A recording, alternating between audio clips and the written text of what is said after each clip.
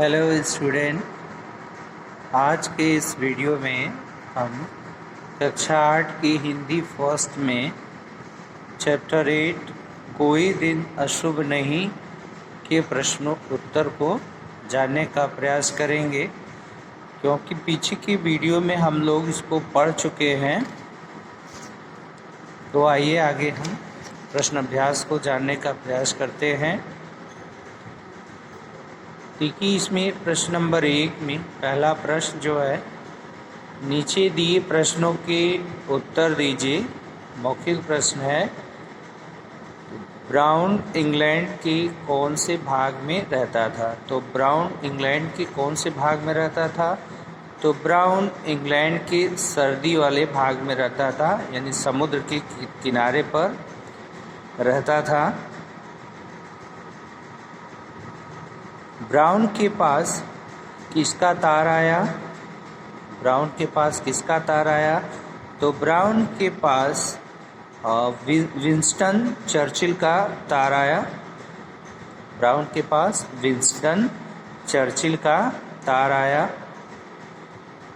कौन कौन से देश युद्ध में शामिल हुए? तो युद्ध में जर्मनी, तुर्की, अमेरिका, इंग्लैंड देश शामिल हुए थे।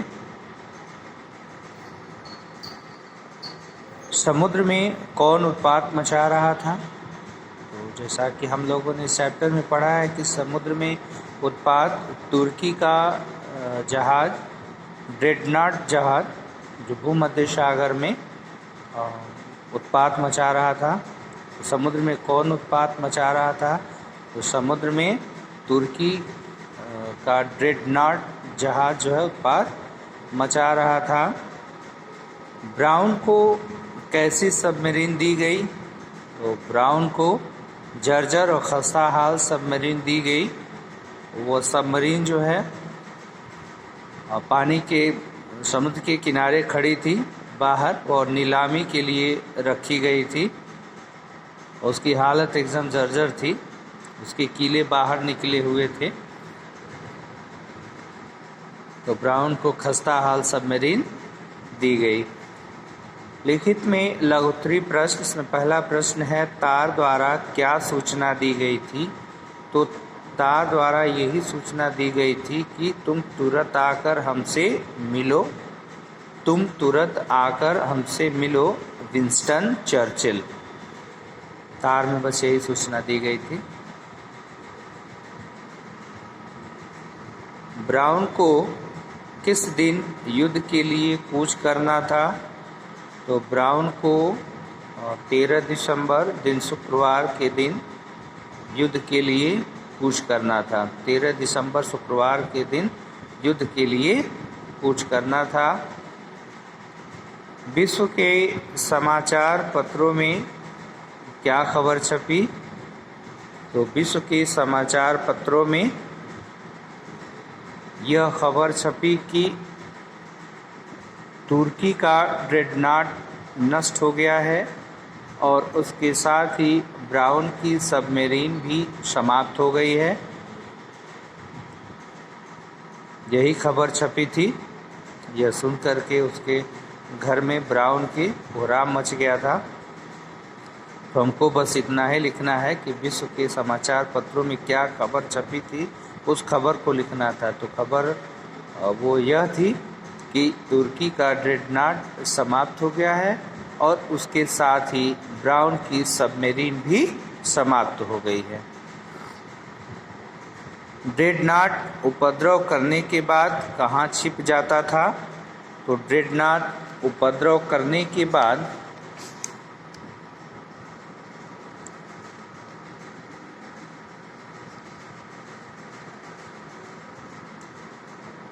देखिए, ड्रेडनॉट उपद्रव करने के बाद दर्रा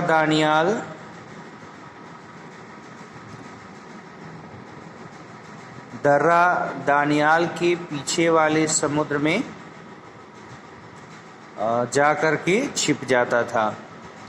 यानी उपद्रव करने के बाद वह तुर्की के दर्रा दानियाल के पीछे वाले समुद्र में जा कर के छिप जाता था।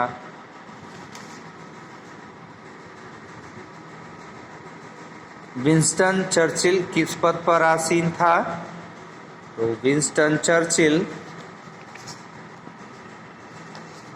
की किताब में दिया हुआ है, Winston Churchill first Lord of Admiralty था, इस पद पर आसीन था वह, यानी प्रधानामात्य फर्स्ट लॉर्ड ऑफ एडमिरल्टी, इस पद पर आसीन था।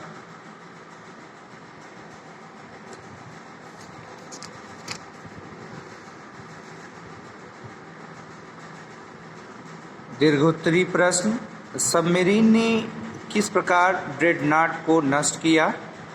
अपने शब्दों में लिखें। इसको अपने शब्दों में लिखना है कि सबमरीन ने किस प्रकार ड्रेडनॉट को नष्ट किया। तो सबमरीन चारों तरफ चक्कर काटते काटते और वहाँ पर उसके निकट पहुँच गई ड्रेडनॉट के, और वहाँ पर पहुँचकर उसने सतह पर टारपीडो लॉन्च किया और अंदर से विद्युत बटन दबाया गया और सीधे वह ड्रेडनॉट जा कर के वह टारपीडो जा कर के, ये टारपीडो जो होता है एक गोला होता है जिसको दागा जाता है वहाँ से, तो वह जा कर के सीधे ड्रेडनॉट के छाती पर जा धंसा और ड्रेडनॉट के टुकड़े टुकड़े हो गए।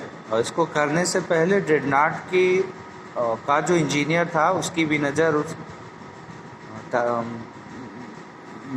सबमरीन पर पड़ी और वह सबमरीन को देखते ही समझ गया था कि यह शत्रु की जहाज़ है, और उसने भी गोला दागा। लेकिन उसके पहले वह सबमरीन, ब्राउन की सबमरीन जलमग्न हो चुकी थी, जल में डूब चुकी थी, कहीं पर अदृश्य हो गई थी।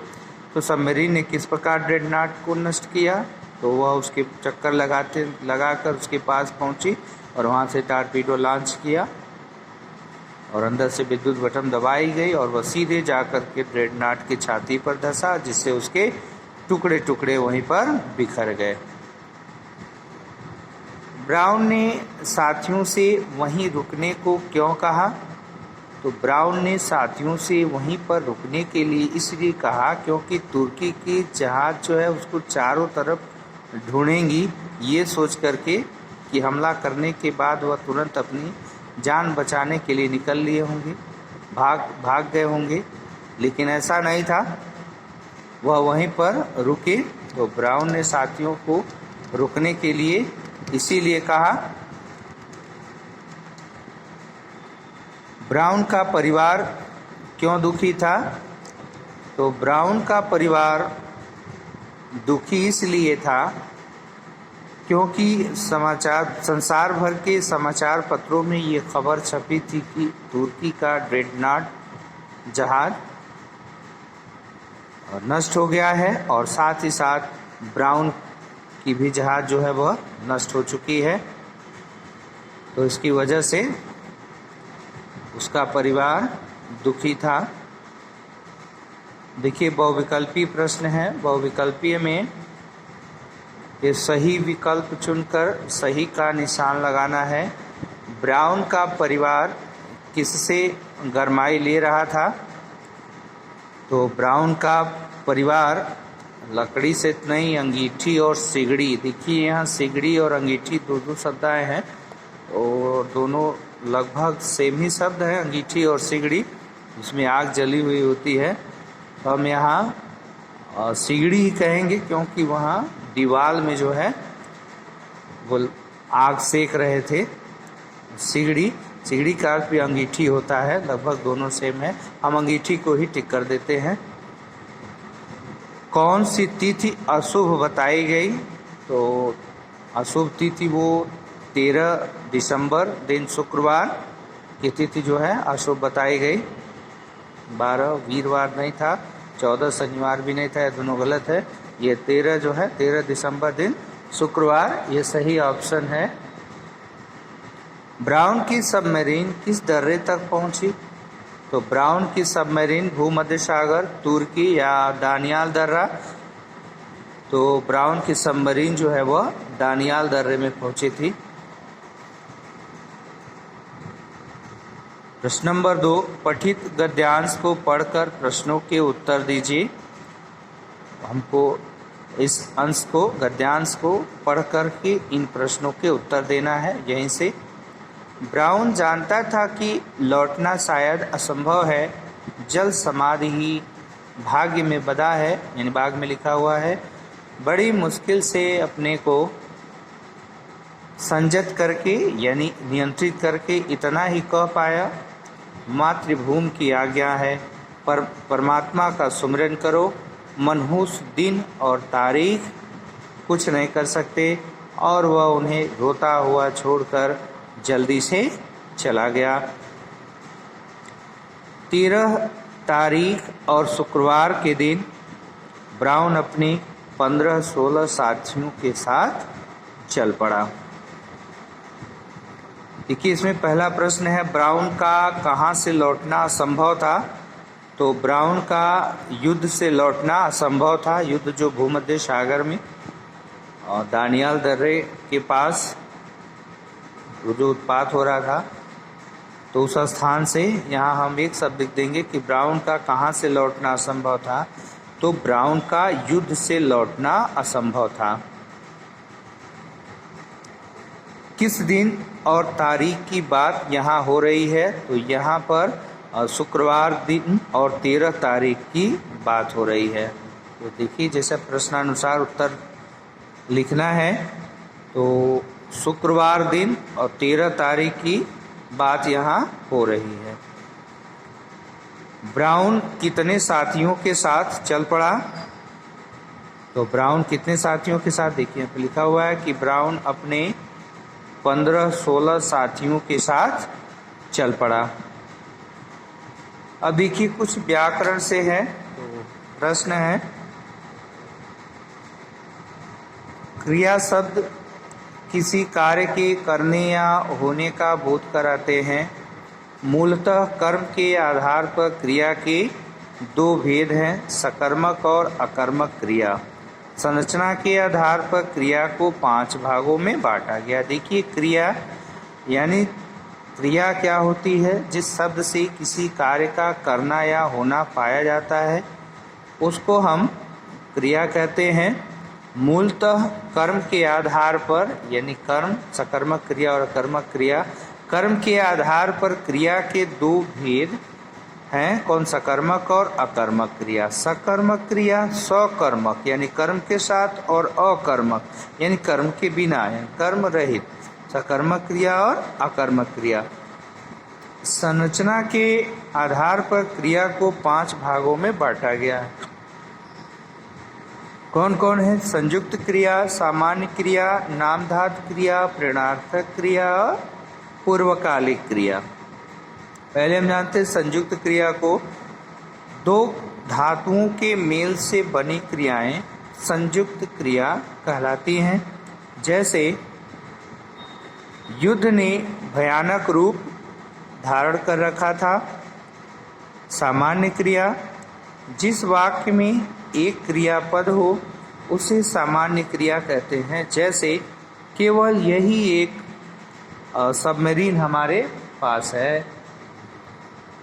नामधातु क्रिया, जिन क्रियाओं के मूल में कोई धातु न होकर संज्ञा, सर्वनाम या विशेषण होता है उसे नामधातु क्रिया कहते हैं। जैसे हाथ से हथियाना, मुस्कान, मुस्कुराना, गरम, गरमाना आदि।